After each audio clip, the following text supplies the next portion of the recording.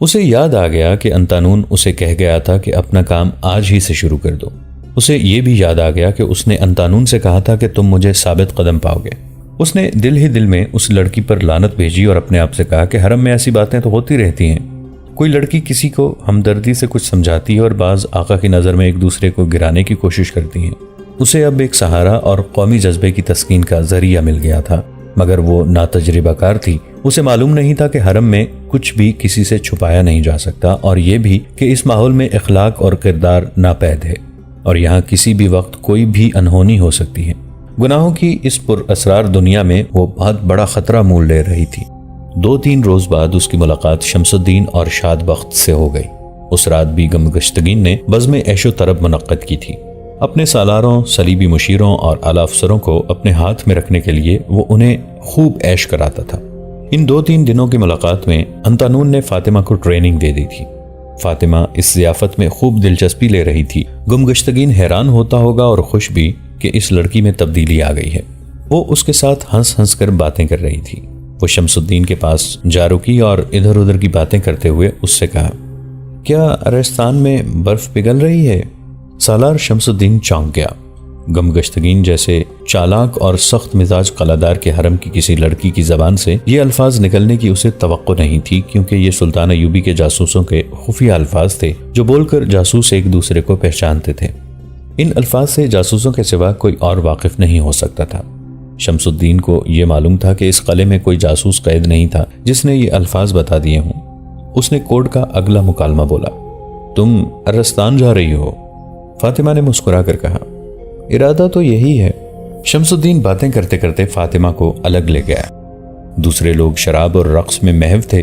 شمس الدین نے اس سے پوچھا، تم جانتی ہو میں سالار ہوں؟ میں کچھ اور بھی جانتی ہوں۔ فاطمہ کی مسکراہٹ میں طنز نہیں، اپنائیت اور ایک مطلب تھا۔ کون آیا ہے؟ شمس الدین نے رازداری سے پوچھا۔ وہ آپ کو مل کر جائے گا، فاطمہ نے جواب دیا۔ تم جانتی ہو کہ مجھے دھوکہ دے کر تمہارا انجام کیا ہوگا؟ دھوکہ نہیں، فاطمہ نے جواب دیا۔ اب ٹہلتے ٹہلتے بڑے دروازے تک چلے جائیں، وہاں 2 محافظ کھڑے ہیں، پوچھنا کہ یروشلم سے کون آیا ہے۔ شمس الدین دروازے پر چلا گیا۔ وہاں 2 محافظ کھڑے تھے جنہیں وہ جانتا تھا۔ اس نے پوچھا، تم میں سے یروشلم سے کون آیا ہے؟ انتانون نے آگے بڑھ کر بتایا کہ وہ یروشلم سے آیا ہے۔ شمس الدین نے پوچھا، تم اگر ان کی طرف سے آئے ہو تو وہاں برف پگھل رہی ہوگی، کیا آپ ارستان جا رہے ہیں؟ انتانون نے پوچھا۔ ارادہ تو یہی ہے، شمس الدین نے مسکرا کر کہا۔ جب اسے یقین ہو گیا کہ انتانون واقعی جاسوس ہے تو اس سے پوچھا، وہ لڑکی دھوکہ تو نہیں دے رہی؟ نہیں، انتانون نے جواب دیا۔ ملاقات کا موقع دیں تو ساری بات بتا دوں گا۔ ملاقات کا موقع پیدا کر دیا گیا۔ شمس الدین آخر سالار تھا، وہ موقع پیدا کر سکتا تھا۔ اس نے انتانون سے پوچھا کہ اس نے فاطمہ کو کس طرح اپنے جال میں پھانسا ہے اور اسے وہ کس طرح اتنا قابل اعتماد سمجھتا ہے کہ اسے خفیہ الفاظ تک بتا دیے ہیں۔ انتانون نے اسے شروع سے آخر تک سنا دیا کہ یہ لڑکی کس طرح اسے ملی اور ان کے درمیان کیا کیا باتیں ہوئی تھیں۔ میں ایک خطرہ محسوس کر رہا ہوں، شمس الدین نے کہا۔ تم جوان ہو، خوبرو اور تنومند ہو۔ لڑکی جوان ہے اور اس کی خوبصورتی غیر معمولی ہے۔ جذبات فرض پر غالب آنے کے امکانات مجھے صاف نظر آ رہے ہیں۔ تمہارا دن کے دوران اس کے کمرے میں جانا جذبات کے تحت تھا۔ تم نے احتیاط نہیں کی۔ لڑکی میں محبت اور خلوص کی تشنگی ہے، تم نے اسے محبت بھی دی، خلوص بھی دیا ہے۔ ایسی لڑکیوں کے جذبات نازک اور خطرناک ہوتے ہیں۔ مجھے ڈر ہے کہ تم اپنے فرض کو رومانی جذبات کے غلبے سے تباہ کر دو گے۔ جوانی اور تشنگی مل کر بارود بن جاتی ہیں۔ کیا تم مجھے یقین دلا سکتے ہو کہ تمہارے دل میں اس لڑکی کی محبت پیدا نہیں ہو گئی؟ میں تمہارے ایمان کا امتحان لینا چاہتا ہوں۔ میں نے اسے اپنے کام کے لیے گرویدہ بنایا ہے، انتانون نے کہا، لیکن میں جھوٹ نہیں بولوں گا۔ یہ لڑکی میرے دل میں اتر گئی ہے۔ میں آپ کو خدا اور رسول کی قسم کھا کر یقین دلاتا ہوں کہ یہ محبت میرے فرض پر غالب نہیں آئے گی۔ پھر ان کے درمیان اپنے کام کی کچھ باتیں ہوئیں اور شمس الدین نے اسے کچھ ہدایات دے کر رخصت کر دیا۔ اسی روز شمس الدین نے اپنے بھائی شاد بخت کو بتایا کہ سلطان ایوبی نے وہاں ایک اور آدمی بھیج دیا ہے جس کا نام انتانون ہے اور وہ محافظ دستے میں شامل ہونے میں کامیاب ہو گیا ہے۔ ان دونوں بھائیوں کے محافظ، ان کے اردلی اور 2 ملازم بھی سلطان ایوبی کے لڑاکا جاسوس تھے۔ شمس الدین اور اس کے بھائی نے انہیں یہ بھی بتایا کہ اس کا ایک اور ساتھی آ گیا ہے جس نے یہاں آ کر اپنے آپ کو ایک خطرے میں ڈال دیا ہے۔ اس کا کارنامہ یہ ہے کہ اس نے قلعہدار کی ذاتی رہائش گاہ میں سے ایک مچھلی پکڑ لی ہے، مگر اس میں خطرہ بھی ہے۔ शमसुद्दीन ने अपने आदमियों को यह खतरा तफसील से बताया और कहा, अभी तक हरान में हमारा कोई जासूस नहीं पकड़ा गया। मुझे डर है कि अंतानून पकड़ा जाएगा। हम उस पर नजर रखेंगे, ताहम तुम सबको तैयार रहना होगा। अगर वो पकड़ा गया तो हमारी बेइज्जती होगी। ये डर भी है कि अजियतों से घबराकर वो हम सबकी निशानदही कर देगा। लेकिन मुझे सुल्तान सलाहुद्दीन अयूबी का ख्याल आता है। वो कहेंगे कि 2 सालार और 6 लड़ाका जासूस एक आदमी की हिफाजत नहीं कर सके। आप और हम मौजूद थे तो एक और आदमी के भेजने की क्या जरूरत थी? एक ने पूछा। यही जरूरत थी जो उसने पूरी कर ली है, शमसुद्दीन ने जवाब दिया। गमगश्तगीन के हरम तक रसाई जरूरी थी। तुम इन बहसों में न पड़ो। मैं जानता हूं यह हसन बिन अब्दुल्ला का फैसला है जो सही है। मैं तुम्हें इसके खतरों से आगाह कर रहा हूं। तैयार रहना। हो सकता है इस लड़की को अगवा करके गायब करना पड़े। उसके लिए भी तैयार रहो। हम तैयार हैं, सब ने कहा, लेकिन हमें बर वक्त इत्तला मिलनी चाहिए। यह मुमकिन नहीं कि इत्तला बर वक्त मिले, शमसुद्दीन ने कहा। हो सकता है मुझे भी उसी वक्त पता चले जब अंतानून शिकंजे में जकड़ा हुआ हो और उसकी हड्डियां तोड़ी जा रही हों। क्या तुम दोनों भाई पसंद करोगे कि हम किसी से मदद लिए बगैर अपनी जंग आज़ादी से लड़ें? गमगश्तगीन शमसुद्दीन और शाद बख्श से पूछ रहा था। आप दोनों जानते हैं कि सुल्तान सलाहुद्दीन अयूबी के खिलाफ हम कई एक लोग हैं। हमने बज़ाहिर मुत्तहिदा महाज बना रखा है, लेकिन हम दिल से एक दूसरे के साथ नहीं। अलमुल्क साले बच्चा है। वो जिन उमरा के हाथों में खेल रहा है वो सलाहुद्दीन अयूबी को शिकस्त देकर असवाले को बाहर फेंक देंगे और खुद मुख्तार हाकिम बन जाएंगे। मूसल का हाकिम सैफुद्दीन भी हमारा दोस्त है और सलाहुद्दीन का दुश्मन, लेकिन वो भी अपनी अलग रियासत बनाना चाहता है। आपको मालूम है कि मैंने हरान के गिरदोनवाज से काफ़ी फौज तैयार कर ली है। मैंने सलीबी हुक्मरान रेनाल्ड को और उसके तमाम जंगी कैदियों को इस माहिदे के तहत आज़ाद कर दिया था कि मैं सुल्तान अयूबी के मुकाबले में आऊँगा तो सलीबी अगर मेरी मदद बराह रास्त न करें तो अक़ब से या पहलू से सलाहुद्दीन अयूबी पर हमला कर दें या उसे हमले का धोखा देकर उसकी तवज्जो मुझसे हटा दें। अगर हम कामयाब हो गए तो एक वसी और अरीज़ इलाका आपकी अमलदारी में होगा। मुझे उम्मीद है कि हम सलाहुद्दीन अयूबी को शिकस्त दे देंगे। वो सलीबियों को पसपा कर सकता है। सलीबी उसकी जंगी चालों से वाकिफ नहीं, हम वाकिफ हैं और हम मुसलमान हैं। अगर उसकी फौज बेजिगरी से लड़ सकती है तो हम उससे ज़्यादा बहादुरी का सबूत दे सकते हैं। सलाहुद्दीन अयूबी पहली बार हलब में मुसलमानों पर हमलावर हुआ था। हलब वालों ने उसके छक्के छुड़ा दिए। इससे मेरी हौसला अफजाई हुई है। शमसुद्दीन और शाद बख्त ने उसे बिल्कुल न कहा कि मुसलमान को मुसलमान के खिलाफ नहीं लड़ना चाहिए और सलीबी जो हम सब के दुश्मन हैं हमें मदद का धोखा देंगे, मदद नहीं देंगे। उन दोनों भाइयों ने उसे ये भी याद न दिलाया कि अलमुल्क साले ने सलीबी हुक्मरान रिमांड को सोने की शक्ल में मुआवजा दिया और ये मुआहिदा किया था कि सुल्तान अयूबी के खिलाफ जंग की सूरत में रिमांड उस पर अक़ब से हमला करेगा। सुल्तान अयूबी ने हलब का मुहासरा किया तो रिमांड फौज लेकर आ गया, मगर सुल्तान अयूबी के सिर्फ छापामार दस्तों ने उसे रोक दिया और रिमांड लड़े बगैर वापस चला गया था। शमसुद्दीन और शाद बख्त ने गमगश्तगीन के साथ किसी भी नुक्ते पर बहस न की। उसकी तायीद की और उसे मशवरा दिया कि इस वक्त सुल्तान सलाहुद्दीन अयूबी अरस्तान की पहाड़ियों में बैठा है। इस सिलसिला काह में हम्माद के सींग नाम की जो वादी है उसे मैदान जंग बनाया जाए तो सुल्तान अयूबी को शिकस्त दी जा सकती है। उन्होंने ये मशवरा भी दिया कि अपनी जंग आज़ादी से लड़ी जाए और सलीबियों से मदद ली जाए। मुझे कुछ ऐसी इतलाएं मिल रही हैं कि सलाहुद्दीन अयूबी के जासूस हमारे दरमियान मौजूद हैं और हर एक खबर उसे पहुंचा रहे हैं। गमगश्तगीन ने कहा, आप दोनों मोहतात और चौकन्ने रहें और छानबीन करें। कहने की जरूरत नहीं, सालार शाद बख्त ने कहा। हम जानते हैं कि सुल्तान सलाहुद्दीन अयूबी का निज़ाम जासूसी बहुत मजबूत और तेज है। हमने यहाँ अपने जासूस छोड़ रखे हैं जो हमें मुश्तबा और मशकूक अफराद से आगाह रखते हैं। मैं इस मामले में बहुत सख्त हूँ, गमगश्तगीन ने कहा। अगर मुझे अपने बेटे के मुतालिक भी शक हुआ कि जासूस है तो मैं उसे भी शिकंजे में डाल दूंगा, जरा भर रहम नहीं करूंगा। गमगश्तगीन के वहमो गुमान में भी न था कि वो जिन 2 सालारों से इतने नाजुक मशवरे ले रहा है वो सुल्तान अयूबी के जासूस हैं। ये दोनों भाई तो बहुत ही खतरनाक जासूस थे क्योंकि वो दोनों उसकी फौज के जर्नैल थे और फौजों की कमान उन्हीं के पास थी। गमगश्तगीन से फारिग होकर वो जब अकेले बैठे तो उन्होंने आपस में ये स्कीम बनाई कि वो जब फौज लेकर सुल्तान अयूबी के खिलाफ जाएंगे तो उसे अपनी पेशकदमी के मुतालिक पहले इत्तला दे देंगे। वो उनकी फौज को घेरे में ले लेगा और हथियार डाल दिए जाएंगे। दोनों भाई देर तक स्कीम बनाते रहे और हर पहलू पर गौर करते रहे। उन्हें अभी ये मालूम नहीं था कि गमगश्तगीन कब हमला करना चाहता है। उन्हें उसे इस पर आमादा करना था कि वो जल्दी हमला करे। अंतानून अब गमगश्तगीन की रिहाइशगाह की ड्यूटी से हट गया था क्योंकि उसकी ड्यूटी के 8 दिन पूरे हो चुके थे। فاطمہ نے اسے کام کی کچھ باتیں بتائی تھیں۔ اب اس کا فاطمہ سے ملنا مشکل ہو گیا تھا۔ وہ ہر لمحہ اسے ملنے کے لیے بےتاب رہتا تھا، جس کی ایک وجہ تو اپنے فرض کی ادائیگی تھی اور دوسری وجہ جذباتی اور رومانی تھی۔ فاطمہ نے ایک خادمہ کو ہاتھ میں لے لیا تھا۔ ایک شام اس خادمہ کے ذریعے فاطمہ نے انتانون کو اطلاع بھجوائی کہ رات اسی وقت وہ باغیچے میں آ جائے۔ بڑے دروازے سے اندر جانا ناممکن تھا۔ باغیچے کے پیچھے اونچی دیوار تھی۔ فاطمہ نے کہلا بھیجا کہ دیوار کے باہر رسا لٹک رہا ہوگا۔ اس رات وہاں بہت بڑی ضیافت تھی۔ گمگشتگین نے ایسے تمام بڑے بڑے لوگوں کو مدعو کیا تھا جو جنگ میں اس کے مددگار ہو سکتے تھے۔ ان میں صلیبی کمانڈر بھی تھے اور چند ایک مسلمان فوجی افسر بھی جو موصل سے چوری چھپے آئے تھے۔ گمگشتگین نے ایسے غیر فوجی آدمیوں کو بھی مدعو کیا تھا جن کے پاس بے انداز دولت تھی۔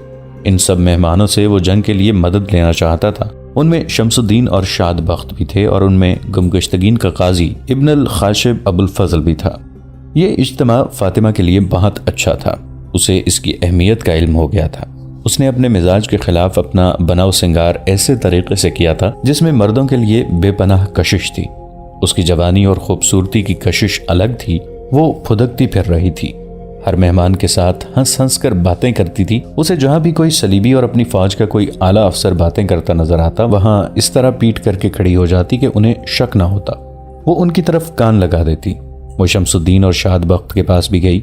دونوں نے اسے کہا کہ وہ بہت محتاط رہے اور اس کے کان میں کوئی راز کی بات پڑے تو انہیں بتا دے۔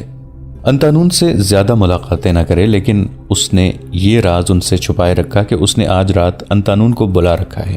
تھوڑی ہی دیر بعد وہ اس سے باغیچے میں ملنے جائے گی، پھر واپس آ کر اپنا کام کرے گی۔ اس نے شام کا اندھیرا گہرا ہوتے ہی خادمہ سے رسا دیوار کے اوپر بندھوا کر پچھلی طرف لٹکا دیا تھا۔ دیوار کی اندر کی طرف ایک درخت تھا۔ انتانون کو باہر سے رسے کے ذریعے اوپر آنا اور اسی رسے کو اندر کی طرف لٹکا کر درخت کی اوٹ میں اترنا تھا۔ اس ضیافت میں باہر سے نہایت اعلیٰ درجے کی ناچنے والیاں بلائی گئی تھیں۔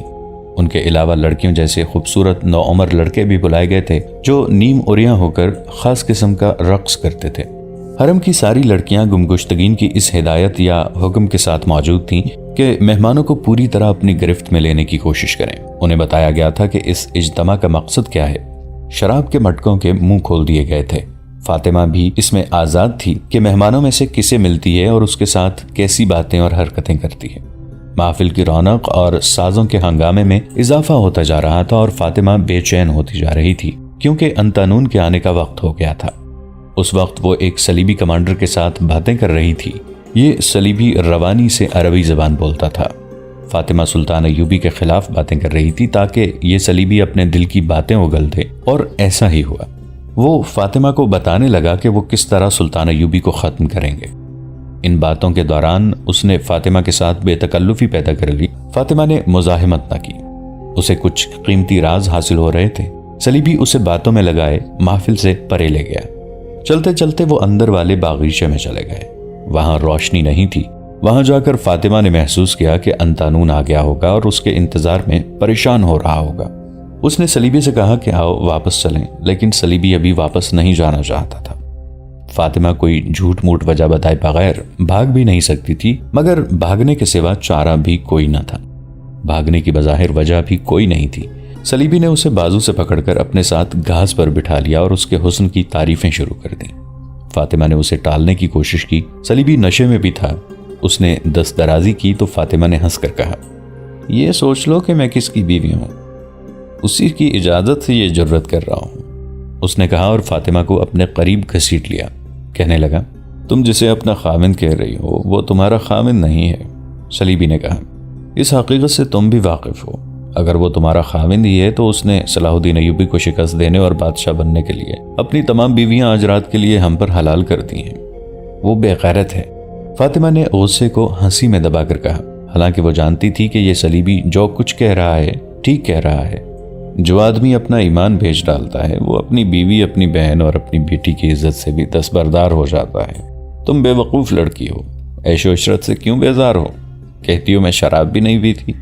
فاطمہ کو دو باتیں پریشان کر رہی تھیں، پہلی یہ کہ انتانون آ گیا ہوگا اور دوسری یہ کہ گمگشتگین اگر غیرت مند ہوتا تو وہ دوڑتی اس کے پاس جاتی اور اسے بتاتی کہ یہ آدمی مجھ سے دست درازی کرتا ہے، مگر وہاں صورت یہ پیدا ہو گئی تھی کہ کسی مہمان کو، خصوصاً کسی صلیبی کمانڈر کو ناراض کرنا گمگشتگین کے حکم کی خلاف ورزی تھی۔ وہ اپنی بیویوں کی عصمت کے عوض سلطان ایوبی کے خلاف جنگی مدد لے رہا تھا۔ فاطمہ جال میں الجھ کے رہ گئی۔ وہ اس صلیبی کے منہ پر تھوک نہیں سکتی تھی اور اسے دھتکار بھی نہیں سکتی تھی۔ ان مجبوریوں کے باوجود اپنی عزت سے بھی دستبردار نہیں ہو سکتی تھی۔ اس کے لیے فیصلہ کرنا مشکل ہو گیا۔ اس نے اسے ذرا سلجھے ہوئے طریقے سے ٹالنے کی کوشش کی جو محض بیکار ثابت ہوئی۔ اسے بڑی شدت سے خیال آیا کہ انتانون آ گیا ہوگا۔ وہ پیچ و تاب کھانے لگی۔ اسی ذہنی کیفیت میں صلیبی نے ایک بیہودہ حرکت کی۔ فاطمہ بھڑک اٹھی۔ وہ گھاس پر بیٹھے تھے۔ اس نے صلیبی کو بڑے زور سے دھکا دیا۔ وہ پیٹھ کے بل پیچھے گرا۔ عورت میں غیرت بیدار ہو جائے تو وہ چٹان کو بھی دھکا دے کر گرا سکتی ہے۔ یہ صلیبی تو نشے میں تھا۔ اس نے اسے فاطمہ کا مذاق سمجھا اور قہقہا لگایا۔ قریب ہی مٹی کا ایک بڑا گملہ رکھا تھا۔ فاطمہ کو غصے نے پاگل کر دیا تھا۔ اس نے گملہ اٹھایا۔ یہ بہت وزنی تھا۔ گملہ اوپر کو اٹھا کر اس نے صلیبی کے منہ پر دے مارا۔ وہ پیٹھ کے بل لیٹا قہقہے لگا رہا تھا۔ گملہ اس کی پیشانی پر گرا اور اس کے قہقہے خاموش ہو گئے۔ فاطمہ نے گملہ پھر اٹھایا۔ صلیبی بے ہوش ہو کر پہلو کے بل ہو گیا تھا۔ فاطمہ نے گملہ اپنے سر سے اوپر لے جا کر اس کے سر پر پھینکا اور وہاں سے غلام گردش میں چلی گئی۔ کسی کمرے میں داخل ہوئی اور اندھیرے میں پچھلے باغ میں چلی گئی۔ محفل پر شراب کا نشہ طاری ہو چکا تھا۔ رقص عروج پر تھا۔ شرابیوں کی ہاؤ ہو نے اس قلعہ نما محل کو سر پر اٹھا رکھا تھا۔ کسی کو ہوش نہ تھا کہ کون زندہ ہے اور کون قتل ہو گیا ہے۔ اس ہنگامے سے لا تعلق ہو کر فاطمہ پچھلے باغیچے میں گئی۔